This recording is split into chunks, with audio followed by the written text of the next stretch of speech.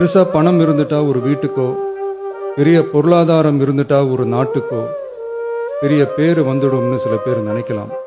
ஆனா உண்மையாகவே ஒரு வீட்டுக்கோ ஒரு நாட்டுக்கோ எப்ப பெரிய பேர் கிடைக்கும் தெரியுமா? நம்மளோட குடும்பத்தில் இருக்கிற, நம்மளோட வீட்டில் இருக்கிற நம்ம பாட்டிய, நம்ம அம்மாவை, நம்ம அக்காவை, நம்ம தங்கச்சியை பத்தின ஒரு தீர்மானம்.